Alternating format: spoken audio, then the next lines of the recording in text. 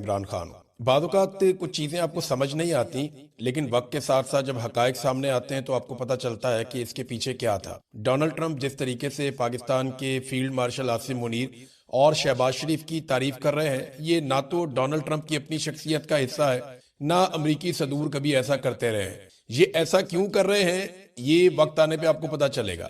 پاکستان جیسے ممالک اور ان جیسے حکمران یا ڈکٹیٹرز ہمیشہ امریکہ کے لیے ٹیشو پیپر کی طرح استعمال ہوتے رہے۔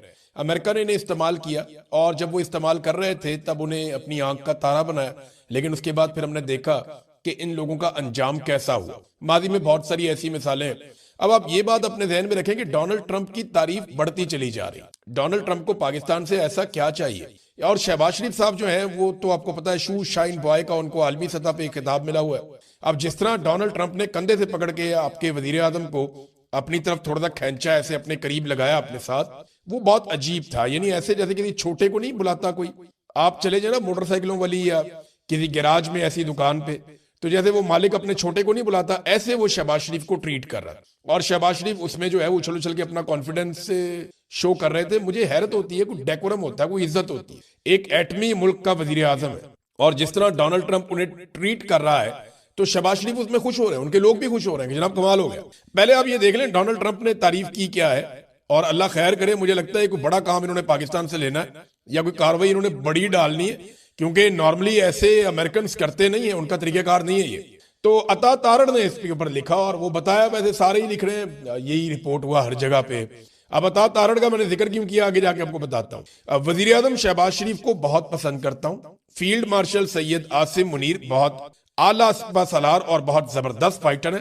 اچھا، سید اس نے نہیں کہا تھا، یہ عطا تارڑ نے اپنے سے ڈالا ہے، اور غلطی ہوگی، حافظ بھی ساتھ ڈالنا چاہیے تھا۔ پاکستان اور بھارت کی جنگ میں بہت شدت اختیار کر رہی تھی، ہم نے اپنا کردار ادا کرتے ہوئے اس جنگ کو رکوایا۔ جنگ کے دوران 11 طیارے گرائے گئے۔ اچھا، نہ صرف 11 طیارے گرائے گئے، بلکہ انہوں نے کہا جی بڑے قیمتی طیارے گرائے گئے۔ اب طیارے 11 ہو گئے، یہ 6 سے سلسلہ شروع ہوا، 7 8 9 10، اب 11 ہو گئے۔ ڈونلڈ ٹرمپ کو یا امریکہ کو پاکستان سے کوئی ایسا کام پڑ گیا ہے جو کام نکالنے کے لیے اب وہ خوشامد بھی کر رہے ہیں۔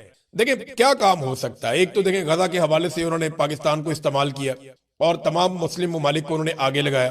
ابھی انہوں نے $7 ارب بورڈ آف پیس کی میٹنگ میں اکٹھے کیے ہیں۔ اس میں قطر نے $1 ارب دیا، سعودی عرب نے پیسے دیے، عرب ممالک نے زیادہ تر پیسے دیے ہیں، جبکہ کچھ ممالک جو ہے وہ اس کے اندر فوج دے رہے ہیں۔ جن ممالک نے ابھی تک فوج بھیجنے کا باقاعدہ اعلان کر دیا، ان میں انڈونیشیا، مراکش، قزاقستان، کوسوو اور البانیہ، یہ ممالک ہیں جن کا اعلان کر دیا گیا کہ 5 ملک اپنی فوج بھجوا رہے ہیں۔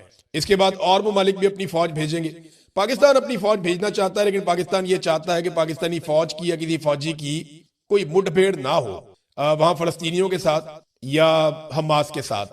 لیکن ایسا ممکن کیسے ہے؟ دیکھیں ڈونلڈ ٹرمپ کا جو نقطہ نظر ہے اس ساری فورس کو وہاں پہنچانے کے پیچھے، وہ تو حماس کو غیر مسلح کرنا ہے اور حماس کا خاتمہ کرنا ہے۔ وہ حماس کو ایک بہت بڑا خطرہ سمجھتے ہیں، اسرائیل کے لیے اسے ہمیشہ کے لیے ختم کرنا چاہتے ہیں۔ لیکن اس فورس کے اندر ابھی تک جو فوجیں گئی ہیں یا جا رہی ہیں، ان کی خواہش ہے کہ انہیں صرف سیکیورٹی کی ڈیوٹی ملے، اس سے زیادہ کوئی کام انہیں کرنا نہ پڑے۔ اب یہاں میرے ایک دوست ہیں امریکہ میں، وہ بڑے زبردست تجزیہ کار ہیں، وہ چیزوں کو بڑی گہرائی سے دیکھتے ہیں۔ کچھ ایک اور دوست ہیں، انہوں نے بھی یہی تھوڑے دن پہلے مجھے بات کہی تھی۔ دعویٰ ان کا یہ تھا کہ یہ جو اسرائیل بار بار کہہ رہا نا کہ ترکی کی فوج ہم نہیں آنے دیں گے، یہ انہوں نے دعویٰ کیا کہ یہ ایک طرح کی نورا کشتی ہے، اور آپ ترکی کی فوج کو دیکھیں گے کہ وہ وہاں موجود ہوگی غزہ میں۔ میں نے کہا جی یہ کیسے ہو سکتا ہے؟ انہوں نے کہا جی کہ طیب اردگان نا بہت سمجھدار ہے، وہ چاہتے ہیں کہ ان کی فوج غزہ میں جائے، اور یہی بات جو ہے وہ ڈونلڈ ٹرمپ بھی چاہتے ہیں، لیکن کیونکہ ان کے ملک کے اندر رد عمل بڑا سخت آ سکتا ہے، تو اس لیے ان کی یہ خواہش ہے مبینہ طور پہ کہ اسرائیل منع کرے کہ ہم ترکی کی فوج نہیں آنے دیں، اور پھر جب ہم ترکی کی فوج بھیجیں گے تو ہم کہیں گے دیکھیں اسرائیل کے منع کرنے کے باوجود ہماری فتح ہوئی، ہم نے اپنی فوج بھجوا دی غزہ میں، اور ہم نے زبردستی بھجوائی۔ اب یہ فوج کام کیا کرے گی یہ سب جانتے ہیں، ترکی کی فوج ہو، پاکستان کی ہو، یا انڈونیشیا کی ہو، یا کوسوو کی ہو، جس کی بھی ہو، یہ فوج اسرائیل کی حفاظت کرے گی، اسرائیلی سرحدوں کا تحفظ کرے گی، اور اصل کام یہی ہے۔ اب طیارے جو ہیں وہ 11 کر دیے ڈونلڈ ٹرمپ نے، یہ آنے والے دنوں میں جو ہے، اور یہ عطا تارڑ خود بتا رہے ہیں 11 کر دی، شرم بھی نہیں آتی بھئی، آپ تو بتائیں نا کہ 11 نہیں ہے، 6 ہے، 7 ہے، 6 طیارے تھے نا پہلے تو، اب یہ ڈبل ہو رہے ہیں، 11 کر دیے، یہ تھوڑے دنوں میں درجن ہو جائیں گے۔ اور ڈونلڈ ٹرمپ تو ایسا لگتا ہے مذاق اڑا رہا ہے پاکستان کا۔ اگر یہ تعداد ایسے ہی بڑھتی رہی تو کچھ عرصے میں ڈونلڈ ٹرمپ نے ہاف سینچری کر دینی ہے انڈین طیاروں کی، اور پھر ایک دن پتا چلے گا کہ انڈیا کا کوئی بھی طیارہ اپنے ہینگر میں نہیں ہے، سارے پاکستان نے تباہ کر دیے. تو پاکستان نے واقعی انڈیا کے طیارے تباہ کیے ہیں، لیکن ایسے تو نہ کریں آپ. اب تو آپ ہمارا مذاق اڑا رہے ہیں ایک طرح سے.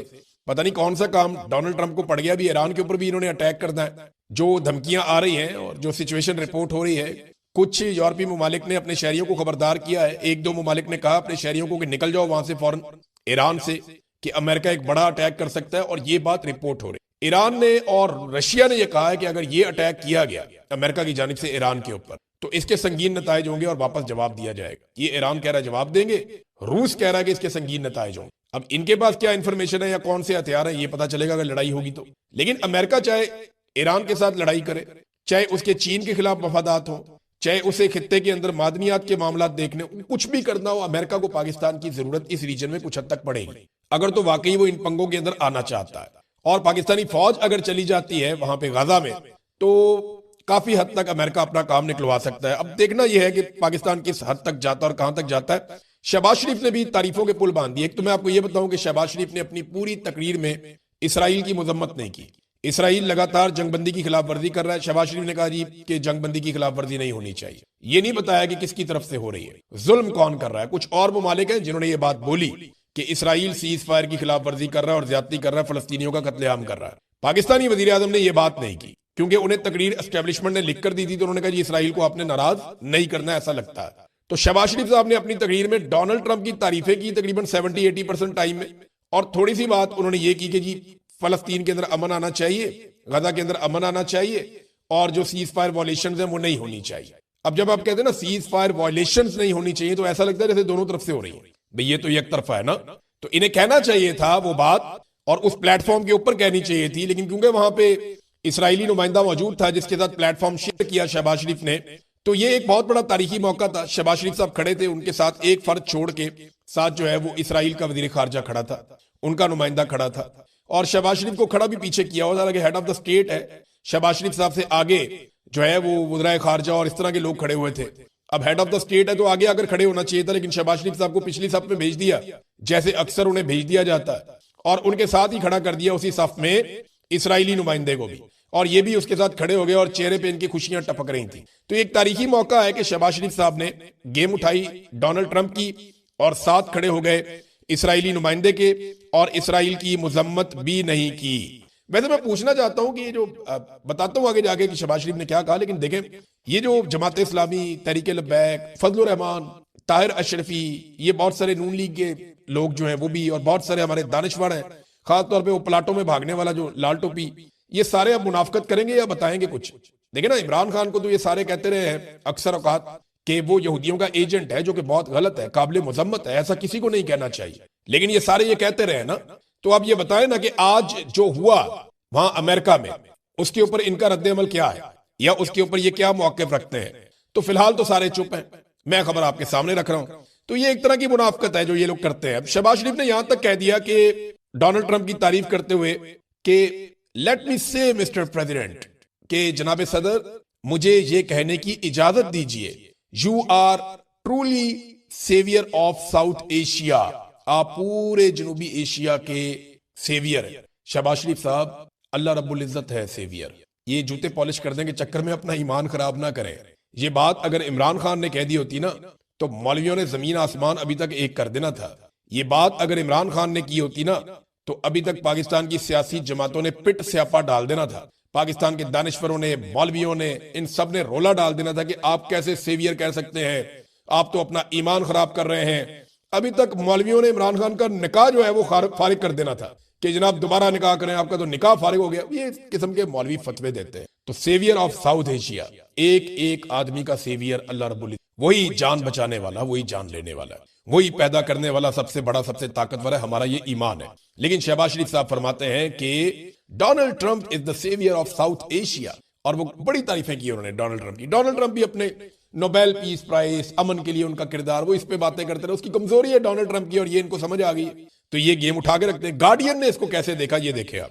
گارڈین لکھتا ہے اس اجلاس میں صرف آمر، ڈکٹیٹرز اور غیر نمائندہ حکومتیں شریک ہوئے ہیں. جاوید ہاشمی صاحب نے اس پہ ایک بڑا دبنگ تبصرہ کیا ہے. انہوں نے کہا ٹرمپ کے سارے حواری اکٹھے تھے، اپنے مسلمان بھائیوں کے خون کا سودا کرنے پر تعریف تو کرا لیتے ہو، مگر کوئی استثناء تمہیں نہ تعریف معاف کرے گی، फलस्तीनी रियासत का एक नुमाइंदा भी मौजूद नहीं था। आसिम मुनीर का नाम लेकर ट्रंप ने बता दिया कि मुजरिम कौन है। ये जनाब जावेद हाशमी साहब का इस मामले में ट्वीट है। बहरहाल ये अब तक की सिचुएशन थी, मैंने आपके सामने रखी। अब नाज़रीन आ जाए कि एक्चुअली ये पाकिस्तान तहरीक इंसाफ के साथ हुआ क्या जब इमरान खान साहब की आंख का मामला बना।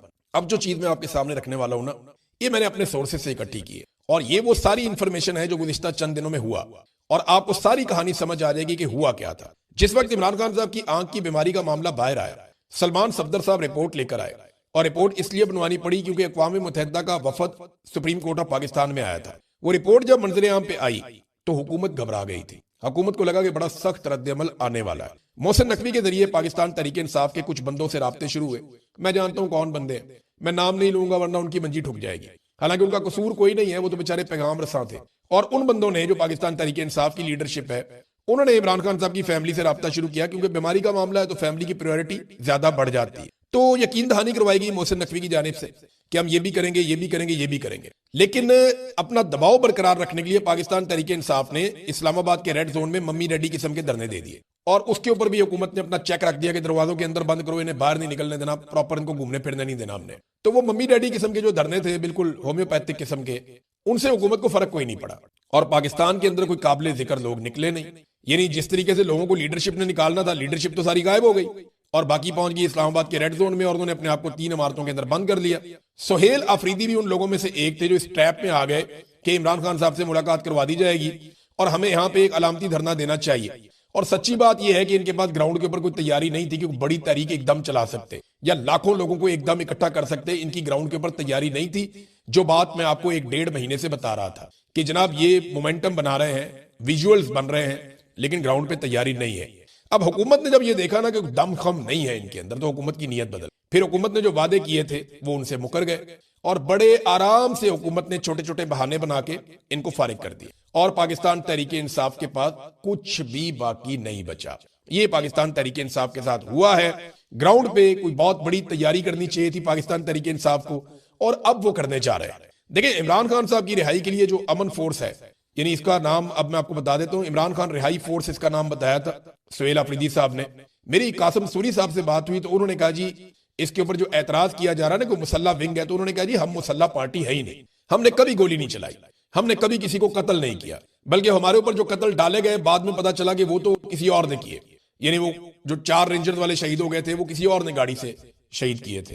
तो हम तो एक पुरअमन पॉलिटिकल पार्टी है, तो हम इसके अंदर एक लफ्ज अमन शामिल कर देंगे। कासिम सूरी साहब ने मुझे बताया, वो आजकल अपने चैनल पे भी ये चीजें बता रहे हैं और मेरी आपसे गुजारिश है उनके चैनल को फॉलो करें, उनके चैनल को देखें। मैं देख रहा हूं पिछली चंद वीडियो से थोड़ा सा हो सकता है फायरवॉल सारे उन पे लगा दिए हो गवर्नमेंट ने, या उनके ऊपर भी फायरवॉल की जद आ गई हो क्योंकि एकदम लाखों में गई उनकी वीडियोस और फिर एकदम नीचे चली गई। तो आप सबसे गुजारिश है कि कासिम सूरी साहब की वीडियोस भी देखें ताकि उन्हें भी सपोर्ट मिले और उनके जरिए से पाकिस्तान में जमहूरियत को सपोर्ट मिले। तो अभी जनाब ये इमरान खान रिहाई अमन फोर्स इसका नाम रखा जाएगा, इकराफ, IKRAF, इकराफ, इमरान खान रिहाई अमन फोर्स। और ये बहुत बड़ी तैयारी करने जा रहे हैं मेरी इतला के मुताबिक। इस वक्त पाकिस्तान तहरीक इंसाफ में इस आइडिया को लेकर कुछ जगहों पे बेचैनी है। कुछ लोगों को लगता है कि हमारा हक ना मारा जाए, कुछ लोगों को लगता है कि ये तो हमसे बड़ी चीज बनने जा रही है, कुछ लोगों को लगता है कि ये तो एक बहुत बड़ा तसादुम शुरू हो जाएगा, कुछ लोगों के ऊपर एजेंसियों का दबाव है कि ये काम आपने होने नहीं देना।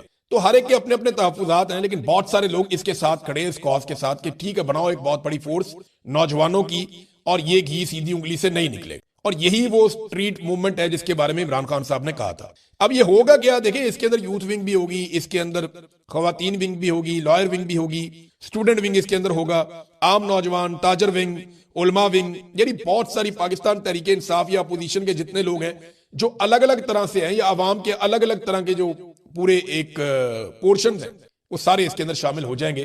तो ये इनका टारगेट बहुत बड़ा है, बहुत बड़ा टारगेट है। मैं अभी बता नहीं रहा, वो खुद ही अनाउंस करेंगे। एक बड़ा टारगेट उन्होंने रखा है कि इतने नौजवान हमने खैबर पख्तूनख्वा से इकट्ठे करने और फिर पंजाब से इतने, फिर बलूचिस्तान और सिंध का, आजाद कश्मीर का, गिलगित बल्तिस्तान का, हर जगह का उनका अपना एक टारगेट है कि बड़ी तादाद में लोगों को इकट्ठा किया जाएगा। फिर ये लोग क्या करेंगे उसका भी पूरा मंसूबा है। तो ये बड़ा काम होने जा रहा है आने वाले दिनों। देखिए मैं मायूस कभी नहीं होता और मैंने आपको कहा कि मैं आपको मायूस होने नहीं दूंगा। अब लड़ाई लड़नी जो है इसमें कभी आप नीचे गिरेंगे, कभी आप उठेंगे, कभी आपको चोट लगेगी, कभी आप चोट पहुंचाएंगे, کبھی آپ پیچھے ہٹیں گے، کبھی آپ آگے بڑھیں گے، کبھی آپ کو شکست ہوگی، کبھی آپ شکست دیں گے. لڑائی تو لمبی چلے گی. عمران خان صاحب باہر آ جائیں گے نا، یہ لڑائی پھر بھی چلے گی اور یہ چلتی رہے گی. اس لڑائی میں پاکستانیوں کو ایک دن جیتنا ہے اور ایک دن پاکستانی جیت جائیں گے انشاءاللہ. تو یہ ایک بہت بڑا فیصلہ ہے اور اس پہ میری اطلاع کے مطابق اسٹیبلشمنٹ نے فوری طور پہ انفارمیشن گیدرنگ شروع کی ہے کہ یہ آئیڈیا کیا ہے، اس کے اندر کیا ہوگا، کون لوگ اس کو لے کر آ رہے ہیں اور ان کو روکنا کیسے ہے. تو سہیل آفریدی کے خلاف بہت ساری سازشیں آنے والے دنوں میں آپ دیکھیں گے، بہت ساری چیزیں آپ دیکھیں گے، بہت سارے لوگ لانچ ہوں گے، بہت ساری سٹوریز لانچ ہوں گی، لیکن ساتھ ساتھ وہ کاؤنٹر بھی ہوں گی. تو ناظرین یہ میں نے آپ کو بتا دیا. اب ایک خبر علینا شگری صاحبہ نے دی ہے. دیکھیں وہ جہاد والا جو معاملہ، مجھے لگتا ہے کہ عظمہ بخاری صاحبہ جو ہے نا انفارمیشن منسٹر، وہ اپوزیشن کی طرف سے کھیل رہی ہیں. جتنی شرمندگی انہوں نے پنجاب حکومت کی کروائی ہے نا، اتنی شرمندگی پنجاب حکومت خود کبھی بھی حاصل نہیں کر سکتی. یعنی انہوں نے بہت ساری ایسی حرکتیں کی ہیں جس سے پنجاب حکومت کو لگاتار شرمندگی ہو رہی اور ان کا ایک کے بعد ایک جھوٹ پکڑا جا رہا ہے. میرے خیال میں پنجاب حکومت جتنی جلدی ان سے جان چھڑوا لے اتنا بہتر ہوگا پنجاب حکومت کے لیے. بہت سارے اور لوگ ہیں وہ اچھا کام کر سکتے ہیں انفارمیشن منسٹر کے طور پہ. اب علینا شگری صاحبہ نے یہ جہاد والا جو انہوں نے ایک بلنڈر کیا، اس پہ انہوں نے ایک خبر دی ہے، میں آپ کے سامنے رکھتا ہوں. انہوں نے کہا جی مریم نواز اپنے دوروں کے لیے پاکستان ایئر فورس کا جہاز استعمال کرتی رہی ہے جو ٹیکس دہندگان کے پیسے سے چلتا ہے. اس جہاز کے اندر موجود سیٹ کورز، ان کا رنگ مریم نواز کو پسند نہیں آیا تھا. پھر بتایا جا رہا ہے کہ جہاز کی سیٹوں کے کور تبدیل کرنے پر تقریباً 1.5 کروڑ روپیہ خرچ کیا گیا کہ مریم نواز صاحبہ کو ایئر فورس کے جہاز کے اندر سیٹوں کا رنگ پسند نہیں ہے، لہذا سیٹوں کا رنگ تبدیل کر دیا جائے. 1.5 کروڑ انہوں نے خرچ کر دیا اس کام پہ. یعنی مریم نواز کی خواہش تھی کہ جب وہ سفر کریں تو جہاز کی سیٹ کور ان کے پسندیدہ سٹائلش رنگ میں ہوں، اور اس خواہش پر عمل درآمد بھی کیا گیا، وہ بھی عام عوام کے ٹیکس کے پیسے. اور پاکستانی بھوکے مر رہے ہیں. یہ جناب جتنے کی ایئر لائن بیچی ہے اس سے مہنگا انہوں نے اپنے لیے ایک لگژری ترین طیارہ لے لیا ہے. امیر ترین حکمران ایسے طیارے نہیں رکھتے جیسے حکومت پنجاب نے اپنے لیے طیارہ لے لی. یہ عوام سے پیار کریں گے، یہ عوام کے لیے کام کریں گے، سوال ہی پیدا نہیں ہو. یہ اپنی ذات اپنے خاندان سے باہر دیکھ نہیں سکتے.